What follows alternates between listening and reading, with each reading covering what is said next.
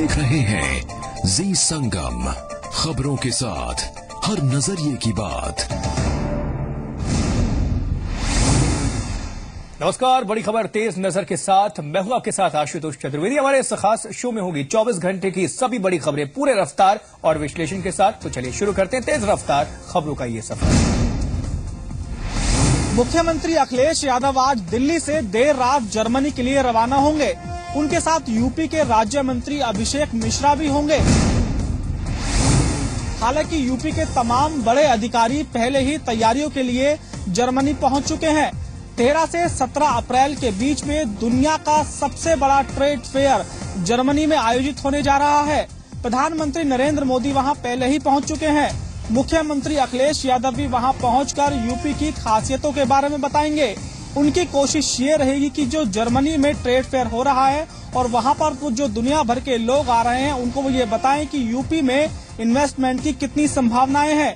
वहां पर एक यूपी के लिए एक विशेष सत्र का आयोजन भी होगा और उस सत्र में तमाम बड़ी कंपनियों के सीईओ और देश भर के तमाम बड़े अधिकारी शामिल होंगे। जर्मनी के हनोवर में जहां एक और यूपी की संभावनाओं के बारे में बताया जाएगा, वहीं दूसरी तरफ जर्मन टेक्नोलॉजी पर भी यूपी सीएम की नजर रहेगी।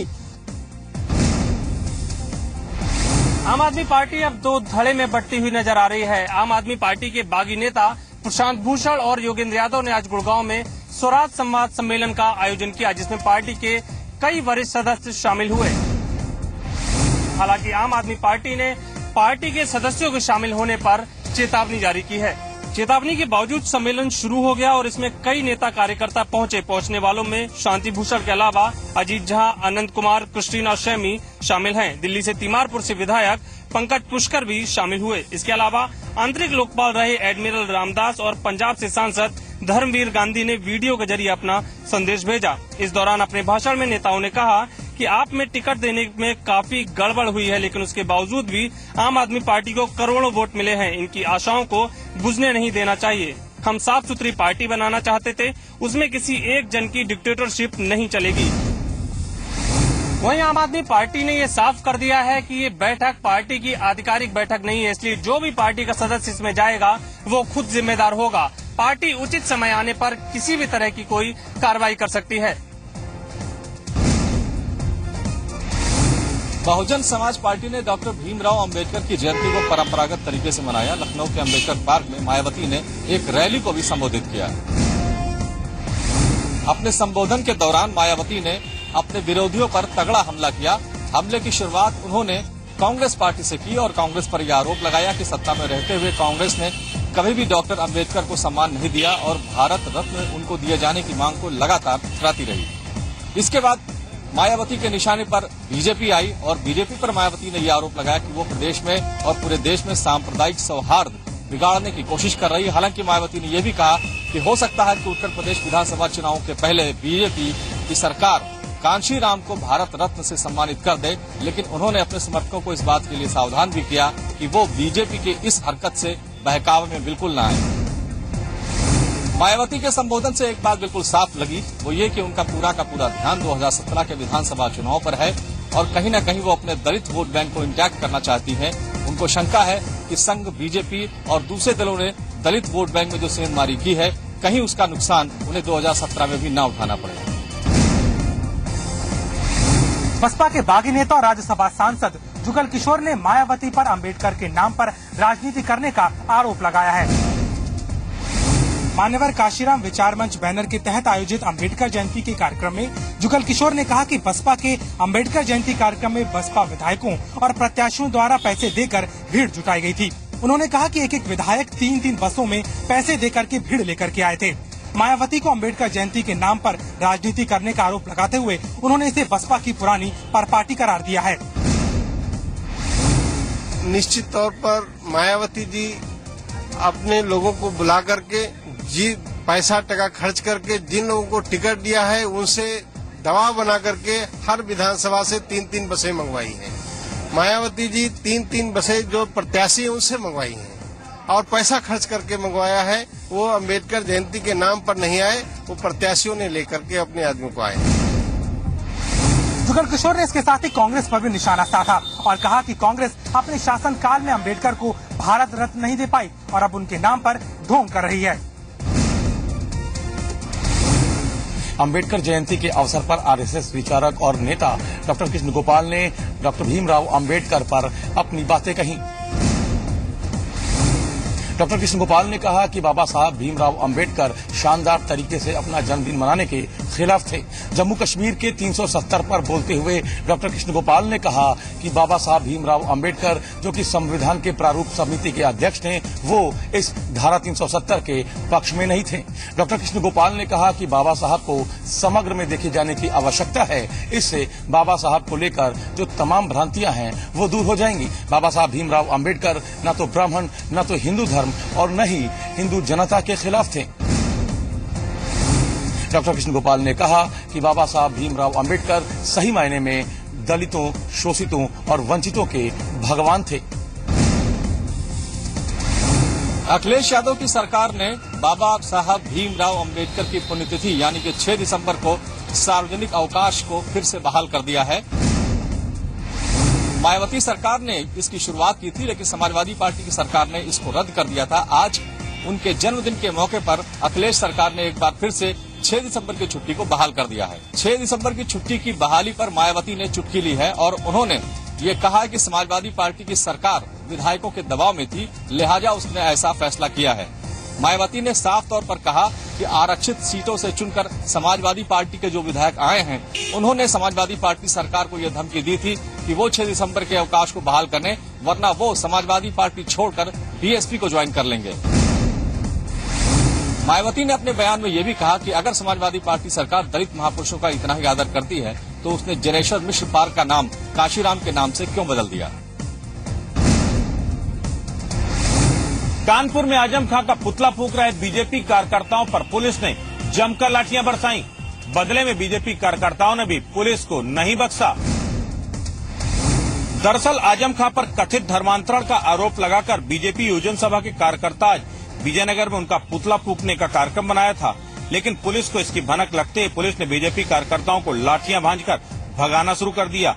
उसके बाद बीजेपी कार्यकर्ताओं और पुलिस के बीच धक्का मुक्की होने लगी और देखते ही देखते हंगामा बढ़ गया। पुलिस की लाठियां छुड़ाकर बीजेपी कार्यकर्ताओं ने भी पुलिस पर जमकर लाठियां भांजी। आजम खां के द्वारा रामपुर में जो दलितों को जबरन उन पर अत्याचार किया जा रहा है, उनकी बस्ती को हटाने की बात की जा रही है और वो वाल्मीकि समाज के लोग, दलित समाज के लोग जो मजबूर होकर के कह रहे हैं कि हम मुस्लिम धर्म स्वीकार कर लेंगे, उसके विरोध में भारतीय जनता पार्टी कानपुर युवा मोर्चा ने आज आजम खां का पुतला दहन किया है और हम इसके बाद भी उनको चेतावनी देना चाहते हैं कि वो अपने इस तरह के कृत्यों को बदलें, नहीं तो भारतीय जनता पार्टी का कार्यकर्ता सड़कों पर उतर के इसी प्रकार विरोध प्रदर्शन करता रहेगा। तमाम विरोध और हंगामे के बीच बीजेपी कार्यकर्ताओं ने पुलिस को चकमा देते हुए आजम खां का पुतला फूंक ही दिया। इस बीच बीजेपी नेताओं ने आजम खां पर सांप्रदायिकता का आरोप लगाया। उत्तराखंड में बिजली की दरों में 7% की बढ़ोतरी होने के बाद अब सरकार और विपक्ष के बीच जुबानी जंग तेज हो चुकी है। मुख्य विपक्षी दल बीजेपी जहां इसे आपदाग्रस्त प्रदेश की जनता के साथ भद्दा मजाक करार दे रही है, तो वहीं सरकार का कहना है कि उत्तराखंड में बिजली के दाम अन्य कई राज्यों की तुलना में बहुत कम है। सरकार ने विपक्ष पर पलटवार करते हुए आरोप लगाया कि बीजेपी शासनकाल के दौरान राज्य की बिजली दरों में 15% की बढ़ोतरी की गई थी। सरकार ने अपना पक्ष रखते हुए बताया कि केंद्रीय सहायता में कटौती के बाद अब राज्य सरकार को अपने संसाधन बढ़ाने और सुविधाओं को विकसित करने के लिए कुछ कदम उठाने बहुत ही जरूरी हो गए हैं। ये हमने जो स्टैंड ली है उसकी जीत है और मैं अपने अधिकारियों को भी बधाई देना चाहता हूँ कि इन्होंने बड़ी मजबूती के साथ हमारा पक्ष केंद्र सरकार के सम्मुख रखा। हाल ही में उत्तराखंड विद्युत नियामक आयोग ने बिजली के दामों में बढ़ोतरी की घोषणा की थी। अब देखना होगा कि प्रदेश की जनता बिजली के इन बड़े दामों को आखिरकार किस रूप में स्वीकार करती है। किसानों की मदद के लिए अखिलेश सरकार ने अपने मंत्रियों की फौज गांवों में उतार दी है। ये मंत्री गांवों में जाकर लगातार ये देखने की कोशिश कर रहे हैं कि आखिर किसानों तक मदद क्यों नहीं पहुंच पा रही है। जब अखिलेश सरकार के मंत्री गांवों में पहुंचे तो कई सनसनीखेज बातों का खुलासा हुआ। ये बात देखने में आई कि अखिलेश सरकार ने फंड तो रिलीज कर दिया है, लेकिन कई किसानों तक इसलिए नहीं पहुंच पा रहा है क्योंकि वहां पर कई तकनीकी खामियां हैं। पहली सबसे बड़ी खामी ये देखने को मिल रही है कि जिन गांवों में किसानों ने आत्महत्या की है या फसल तबाह होने से वो सदमे में मर गए हैं, उनकी बॉडी का पोस्टमार्टम नहीं हो पाया है। इसकी सबसे बड़ी वजह यह है कि गांवों में जागरूकता नहीं है। पुलिस और प्रशासन के तमाम बड़े अधिकारी इस बात के लिए जिम्मेदार माने जा रहे हैं। अखिलेश सरकार ने इस पूरे मामले की रिपोर्ट अपने मंत्रियों से ली है और कहा गया है कि जो ऐसे केस हैं उनको स्पेशल केस की कैटेगरी में रखकर किसानों को मदद दी जाए, क्योंकि अखिलेश सरकार ने अपना खजाना किसानों के लिए साफ तौर पर खोल दिया है, लेकिन अगर मदद उन तक नहीं पहुंचेगी तो सरकार की बदनामी होगी। उत्तर भारत में बेमौसम बरसात और ओलावृष्टि के बाद किसानों की फसल बर्बाद हो चुकी है, जिसके बाद किसानों की मौतों का आंकड़ा लगातार बढ़ता देखा जा रहा है। आगरा के मानसिक आरोग्यशाला संस्थान में भी ऐसे किसान पीड़ितों की संख्या में लगातार इजाफा देखा गया है, जो कि फसल बर्बाद होने के बाद अब मानसिक दबाव से जूझ रहे हैं। आगरा के मानसिक आरोग्य संस्थान में पिछले 1 महीने में ऐसे किसान मरीजों की संख्या में इजाफा हुआ है जो कि मानसिक तनाव से ग्रस्त हैं। इन मरीजों की संख्या में 33% तक की बढ़ोतरी देखी जा रही है। आगरा में मानसिक आरोग्य संस्थान में डॉक्टर पीड़ित किसानों के सकारात्मक सोच और परिस्थितियों से निपटने के लिए काउंसिल कर रहे हैं। मानसिक आरोग्यशाला के निदेशक डॉक्टर सुधीर कुमार ने बताया कि ऐसे में किसानों को आत्महत्या जैसे विषयों पर भी काउंसलिंग की जा रही है। आगरा और आगरा के आसपास के इलाकों में अमूमन गेहूं और आलू की खेती प्रमुख तौर पर की जाती रही है। ऐसे में बेमौसम बरसात और ओलावृष्टि से बर्बाद हुई फसलों के बाद अब मानसिक आरोग्यशाला के इस कदम को बेहद सराहनीय माना जा रहा है। मौसम की मार से बेहाल किसानों की मुश्किलें कम होने का नाम नहीं ले रही हैं और जी का जंजाल बनी हुई हैं। प्रदेश सरकार द्वारा किसानों को मुआवजा देने का ऐलान तो कर दिया गया है, लेकिन किसानों तक मुआवजा नहीं पहुंच पा रहा है। मुजफ्फरनगर की बुढ़ाना तहसील में तैनात राम नारायण नाम के एक पटवारी ने किसान का नाम रजिस्टर में चढ़ाने के नाम पर 500 रुपए की रिश्वत मांगी, जिसकी दूसरे किसान द्वारा वीडियो भी बना ली गई। अब प्रदेश सरकार द्वारा पटवारियों को जिम्मेदारी दी गई थी कि वो किसानों की पहचान दर्ज कर उचित मुआवजा उन तक पहुंचाएं। इस मामले के सामने आने के बाद जब अधिकारियों से इस मामले में बात की गई तो अधिकारियों ने जानकारी न होने की बात कही। मामला ये है कि जैसे हमें आज जरूरत पड़ रही है किस चीज की, जो हिस्सा हुआ खतौनी हुई, उसके लिए हमें जाना पड़ता है कि भाई आज ही चाहिए। वो कहता है कि जैसे 20 रुपए शुल्क है हिस्सा का, वो हमसे मांगते हैं 500 रुपए दोगे तो आज ही काम कर देंगे। वहीं दूसरी तरफ किसानों को मिलने वाला हक कब तक उनको मिल पाएगा, ये बड़ा सवाल बना हुआ है। बेमौसम हुई बारिश ने प्रदेश के किसानों को अधमरा कर दिया है। उस पर फैजाबाद में किसानों को मरहम के नाम पर मिले 75 से 100 रुपए के चेक ने उनकी बची कुची जान पर भी आफत डाल दी। आपको जानकर हैरानी होगी कि ऐसी ही हालत फैजाबाद में परलोक सिधार चुके किसानों की है। जी हाँ, फैजाबाद में कई दिनों पहले गुजर चुके किसानों के नाम पर भी मुआवजे के चेक बांटे गए हैं, वो भी 100-100 रुपए के। प्रशासन ने मर चुके लोगों के लिए चेक तो काटा ही, कब्रिस्तान की जमीन पर हुई खेती के लिए भी मुआवजा दिया है। हद इस बात की है कि इन सबके बीच प्रशासन के अधिकारियों को कई जिंदा किसानों की खराब फसलों का सर्वे करने तक का मौका नहीं मिला। कई किसानों ने आरोप लगाया है कि उनकी जमीन का अब तक कोई सर्वे नहीं किया गया है। जी संगम ने कल ही फैजाबाद में किसानों के साथ हुई नाइंसाफी को प्रमुखता से दिखाया था, जिसके बाद आनन फानन में प्रशासन ने लेखपाल को निलंबित कर दिया। इस मामले में प्रभारी जिलाधिकारी ने पूरी कार्रवाई करने का आश्वासन दिया है। मौसम की मार झेल रहे किसानों की मौतों का सिलसिला थमने का नाम नहीं ले रहा। बांदा में अब तक 2 दर्जन किसान अपनी जान दे चुके हैं। ताजा मामला बिसंडा के दंगलपुरवा का है। यहाँ पर 53 वर्षीय किसान मन्नू लाल ने फांसी लगाकर खुदकुशी कर ली। मृतक के परिजनों ने बताया कि किसान आर्थिक तंगी और कर्ज से काफी परेशान था, क्योंकि बेमौसम बारिश और ओला पड़ने से मन्नू लाल की फसल पूरी तरह बर्बाद हो गई थी। और आज सुबह से ही मन्नू लाल घर से अपने खेतों की ओर चुपचाप निकला और पेड़ पर फांसी लगाकर आत्महत्या कर ली। मौके पर पहुंची पुलिस ने शव को पोस्टमार्टम के लिए भेज दिया है। इनकी मृत्यु का कारण आर्थिक समस्या के कारण हुई और ये जो है कर्ज से ग्रसित थे और खाने पीने की भी इनकी समस्या थी। इस कारण शादी भी करना था बच्ची की और ये सब जो है समस्याएं देखते हुए वो फांसी लगा रहे हैं। सरकार चाहे लाख कोशिश करे, लेकिन हकीकत ये है कि बुंदेलखंड के किसानों के सब्र का बांध अब टूट गया है और इसीलिए एक के बाद एक किसान मौत को गले लगाने को मजबूर हो रहा है। इलाहाबाद में 2 दिन से जारी सरकारी और निजी डॉक्टर्स की हड़ताल आज वापस हो गई। प्रशासन की सूझबूझ के बाद प्रशासन और डॉक्टर्स के बीच में एक समझौता हुआ है, जिसके बाद डॉक्टर्स ने फैसला किया है कि आज शाम के बाद वो वापस काम पर आ जाएंगे। दरअसल 2 दिन पहले एक स्थानीय अस्पताल में डॉक्टर के साथ मरीज के परिजनों की मारपीट हुई थी, जिसमें एक डॉक्टर घायल हो गया था, जिसके बाद शहर के सभी डॉक्टर्स स्ट्राइक पर चले गए थे। समझौता यह भी हुआ है कि डॉक्टर्स की तरफ से जो मांगे रखी गई थी तकरीबन वो मान ली गई हैं और साथ ही साथ उन्हें भरोसा दिलाया गया है कि उनकी सुरक्षा व्यवस्था का पूरा इंतजाम प्रशासन करेगा और मेडिकल एस्टेब्लिशमेंट एक्ट की जो बात डॉक्टरों की तरफ से चल रही थी उसे भी कमोबेश प्रशासन ने स्वीकार कर लिया है।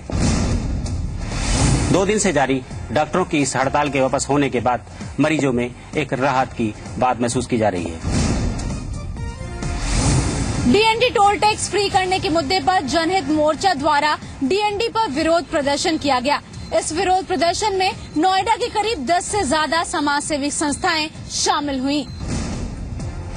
डीएनडी पर हुए विरोध प्रदर्शन में पूर्व मंत्री नवाब सिंह नागर और नोएडा की विधायक विमला बाथम और बड़ी संख्या में प्रदर्शनकारी शामिल हुए। जब तक ये प्रदर्शन चला तब तक डीएनडी को टोल फ्री कर दिया गया। विरोध प्रदर्शन को बढ़ता देख नोएडा टोल ब्रिज कंपनी ने एक पत्र जारी कराया है, जिसमें कहा गया है कि बोर्ड ऑफ डायरेक्टर की मीटिंग में इस महीने के अंत तक नोएडा को टोल फ्री करने के मुद्दे पर कुछ हल तलाशने की कोशिश की जाएगी। आईपीएल के शुरू होते ही शुरू होता है गुनाहों का वो दौर जिसमें सट्टेबाजी एक बड़े कारोबार के तौर पर उभर कर सामने आती है। उत्तर प्रदेश के भी कई सारे शहरों में इसी तरीके से सट्टेबाजी के मामले सामने आ रहे हैं। आईपीएल मैचेस के दौरान तमाम जगहों पर सट्टे लगाए जा रहे हैं और बड़े बड़े कारनामे किए जा रहे हैं। लखनऊ के अलावा बाराबंकी, आसपास के तमाम सारे इलाके, आगरा, मथुरा, इसके अलावा मुरादाबाद, बरेली, तमाम ऐसे शहर हैं उत्तर प्रदेश के, बनारस, गोरखपुर, तमाम जगहों पर इस तरह के सट्टेबाजी के दौर जो है वो चल रहे हैं। लगातार इस तरह की खबरें खुफिया सूत्रों के द्वारा भी मिल रही हैं। यूपी एसटीएफ और तमाम दूसरी एजेंसी उत्तर प्रदेश की इस बात को लेकर के काम कर रही है, लेकिन अब तक उनके हाथ कोई भी कामयाबी नहीं लगी। लेकिन बताया जा रहा है कि अकेले उत्तर प्रदेश में 2000 करोड़ से ज्यादा बड़ा कारोबार आईपीएल की सट्टेबाजी का चल रहा है। ऐसे में खुफिया एजेंसियों के अलर्ट के बाद जिस तरीके की कोशिश उत्तर प्रदेश में हुई है, यूपी एसटीएफ की टीमें लगातार छापेमारी कर रही हैं। कई जगहों पर छापेमारी चल रही है। पश्चिमी उत्तर प्रदेश, पूर्वी उत्तर प्रदेश और मध्य उत्तर प्रदेश के कई सारे इलाकों में यूपी एसटीएफ की टीमें आईपीएल के सट्टेबाजों की तलाश में कार्रवाई कर रही हैं। कानून व्यवस्था को दबंग किस तरीके से ठेंगा दिखा रहे हैं, इसकी तस्वीर दिखी है मुरादाबाद में, जहां के बिलारी इलाके में एक परिवार दबंगों के खौफ से पलायन को मजबूर है। दरअसल कुछ दिन पहले इलाके में 2 परिवार के बच्चे आपस में भिड़ गए थे। आरोप है कि इस मामूली विवाद के बाद से ही इलाके में दबंग उन्हें परेशान कर रहे हैं। परिवार के लोगों के साथ मारपीट की गई। पीड़ित परिवार ने आरोप लगाया कि इस मामले में पुलिस उनकी कोई मदद नहीं कर रही है, उल्टा उन्हीं के खिलाफ एफआईआर दर्ज कर दी है। परेशान होकर ये परिवार अब पलायन को मजबूर है। ये इसके पीड़ित के पलायन होने की कोई बात हमारे संज्ञान में नहीं है। पीड़ित परिवार को भी पुलिस को निर्देशित कर दिया गया है कि अगर इसके साथ कोई मारपीट वगैरह हुई है तो इसकी भी एफआईआर दर्ज करके उसमें नियमानुसार कार्रवाई करें। इस मामले में पुलिस एक पक्षीय कार्रवाई के आरोपों से साफ इनकार कर रही है। पुलिस ने दोनों पक्षों को इंसाफ दिलाने की बात कही है। नोएडा के सेक्टर 76 में अंकित चौहान नाम के सॉफ्टवेयर इंजीनियर की दिन दहाड़े हत्या के बाद भी 24 घंटे बाद पुलिस के हाथ खाली हैं। आपको बता दें कि नोएडा के सेक्टर 76 में अंकित चौहान सॉफ्टवेयर इंजीनियर जो सेक्टर 77 अपने घर के लिए जा रहा था, तभी अकॉर्ड कार सवार 2 बदमाशों ने ताबड़तोड़ फायरिंग कर अंकित की हत्या कर दी। इसके बाद से लगातार जो बदमाश हैं वो फरार हो गए और पुलिस उनकी तलाश करने की बात कर रही है। अभी तक पुलिस हमलावरों तक नहीं पहुंच पाई है। वहीं पुलिस अधिकारियों की माने तो इस मामले में पुरानी रंजिश का होने की बात सामने आ रही है। अंकित की जिस तरह से हत्या हुई है उससे प्रथम दृष्टया ये प्रतीत होता है कि कोई रंजिश है। रंजिश के कई कारण हैं जिन पे जो जानकारी अभी बातचीत में जो लड़का साथ में था गगन, उससे और उनकी पत्नी से, उनके मदर फादर से बात होने के बाद कई बिंदु हैं जिन पर जांच होनी आवश्यक है। इस घटना के दिन दहाड़े होने से जहां नोएडा पुलिस की कार्यप्रणाली पर सवालिया निशान लगता नजर आ रहा है, वहीं पीड़ित परिवार इस घटना के बाद काफी सदमे में है।